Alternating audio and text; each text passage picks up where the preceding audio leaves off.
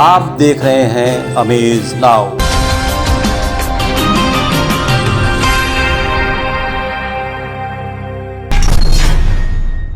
गोरखपुर जनपद के गोरखनाथ मंदिर में मकर संक्रांति से एक महीने तक चलने वाले खिचड़ी के मेले पर ठंड और कोरोना संक्रमण का असर देखने को मिल रहा है। इस मौके पर मेले में झूला, खाजा सहित अन्य सामानों के स्टॉल लगाने वाले विक्रेताओं का कहना है कि इस बार मेले में रौनक बहुत कम है, क्योंकि मंगलवार को मेले में दूर दराज से आने वाले लोगों की खासी भीड़ रहती है, लेकिन इस बार भीड़ बहुत कम है, जिससे खर्चा निकलना भी अब मुश्किल लगने लगा है। इस साल बहुत खराब जा रहा है।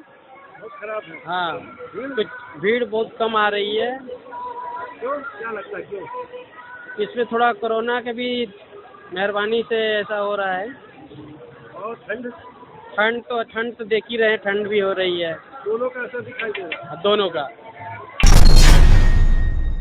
गोरखपुर जनपद की गुलरिया पुलिस ने चोरी के वाहन, तमंचे और मोबाइल के साथ एक शातिर चोर को गिरफ्तार करने में सफलता प्राप्त की है।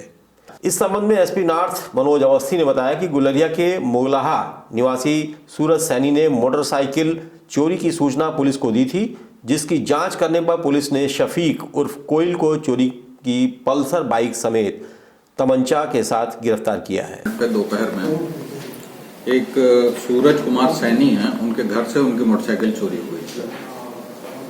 इस सूचना पे प्रभारी निरीक्षक गुलरिया और उनकी टीम द्वारा प्रयास करके 18 तारीख को एक अभियुक्त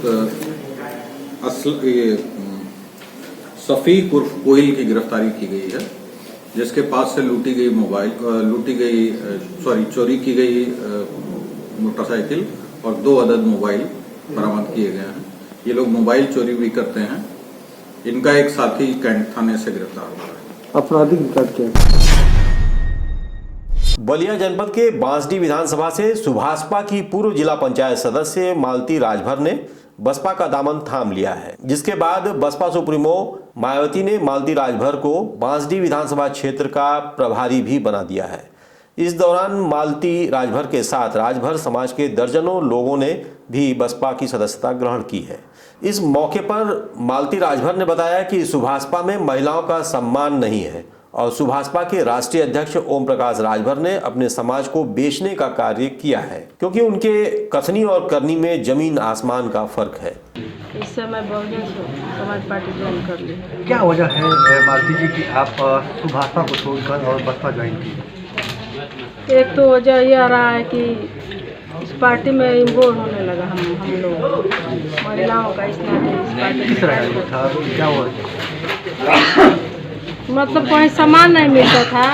और दूसरा वजह यह है कि आधी आबादी महिला 50% की आधी आबादी है। आधी आबादी पूरे जनपद में, समझ लीजिए पूरे जनपद में 7 विधानसभा में एक भी महिलाओं का सम्मान नहीं दिया जाता है। क्या महिला को वोट देने के लिए है?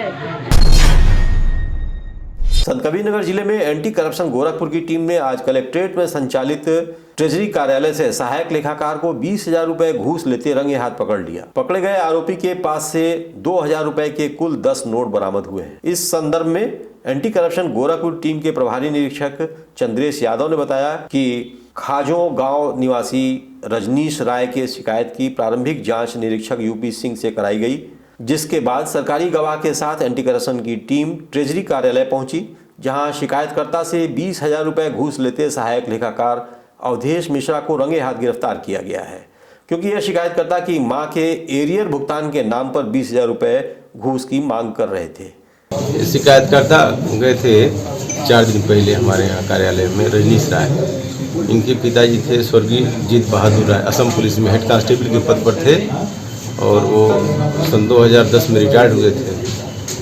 2014 में उनका देहांत हो गया। उनके देहांत के बाद उनकी पत्नी श्रीमती इंद्रावती राय के नाम से पेंशन बनती थी। पेंशन का एरियर इस समय बना था 1,24,522 रुपया, जिसके भुगतान के लिए सहायक कोषागार सहायक लेखाकार अवधेश कुमार मिश्र कार्यालय में कार्यरत है और 20,000 रुपया मांगे थे और वही लेते हुए आज पकड़ेंगे हाथ।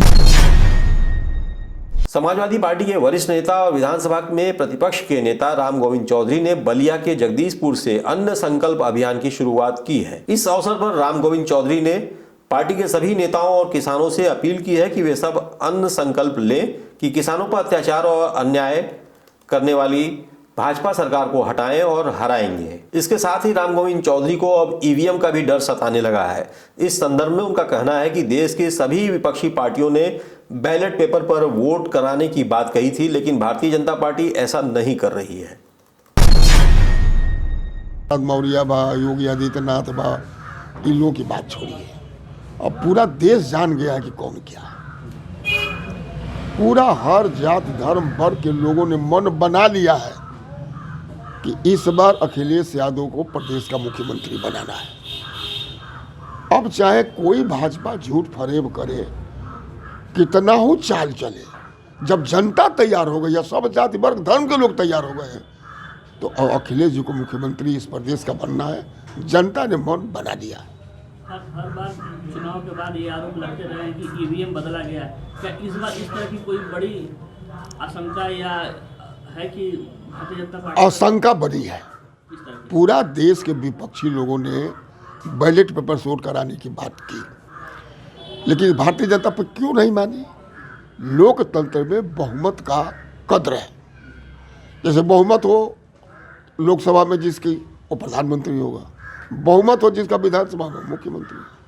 अब बहुमत का रहे कि ईवीएम नहीं चाहिए तो क्यों नहीं माना जा रहा है? लेकिन जनता इतना वोट देगी कि कितना ही ईवीएम में गड़बड़ी करेंगे, इस बार जनता सपा सरकार को बनाएगी, मुख्यमंत्री अखिलेश यादव को बनाएगी। शंका है कि गड़बड़ी हो सकती है क्या इस तरह की कोई? अभी सरकार में कुछ भी हो सकता है। कोरोना के बढ़ते संक्रमण को देखते हुए गोरखपुर के नगर आयुक्त ने मोहल्ला निगरानी समितियों के सचिवों के साथ नगर निगम भवन में एक आवश्यक बैठक की। बैठक के दौरान शहरी क्षेत्र में तेजी से फैल रहे कोरोना को किस तरह नियंत्रित किया जाए, इस पर चर्चा करने के साथ ही फॉगिंग के वाहनों की संख्या बढ़ाने सहित अन्य बिंदुओं पर भी चर्चा हुई। इस संबंध में नगर आयुक्त अविनाश सिंह ने कहा कि कोरोना को लेकर अभी भी लोग जागरूक नहीं हैं। ऐसे में मोहल्ला निगरानी समितियां अपने अपने क्षेत्र में बेहतर कार्य करें, इसके लिए निर्देश दिए गए हैं।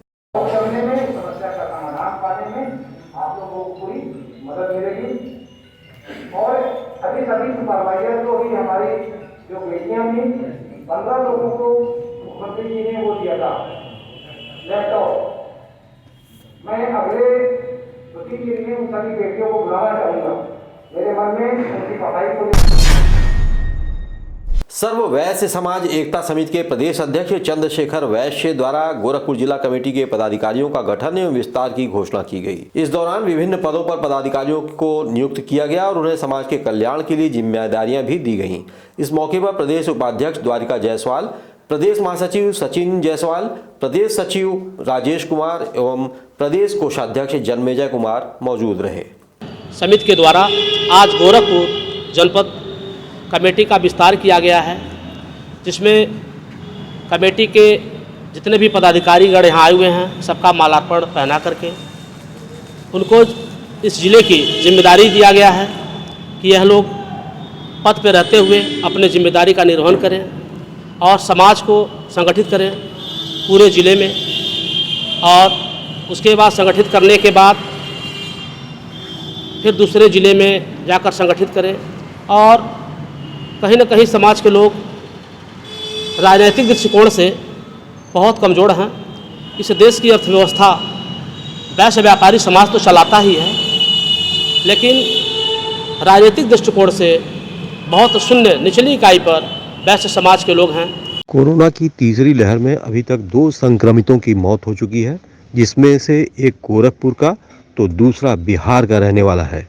आपको बता दें कि जिले में 2753 सक्रिय मरीज हैं, जिनका इलाज मेडिकल कॉलेज सहित कई विभिन्न अस्पतालों में चल रहा है। विकास भवन में जिलाधिकारी महोदय के अध्यक्षता में कोविड-19 टीकाकरण के संबंध में एक समीक्षा बैठक हुई।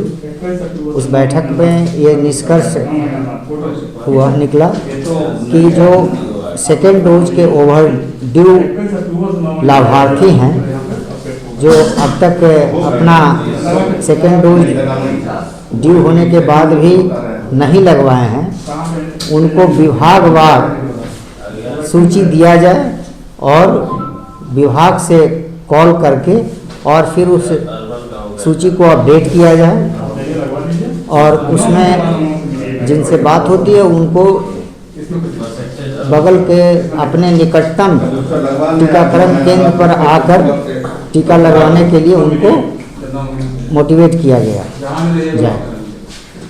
दूसरी चीज़, आज हमारे जनपद में 276 टीकाकरण केंद्र चल रहे हैं और अब तक हमने 91% अपने जनपद वासियों को फर्स्ट डोज से आच्छादित कर रखा है और मेरा लक्ष्य है कि अगले 4 दिन के अंदर हम अपने जनपद वासियों को लगभग 90+ टीकाकरण से आच्छादित कर शासन की जो मंशा है तीसरी लहर से लड़ने के लिए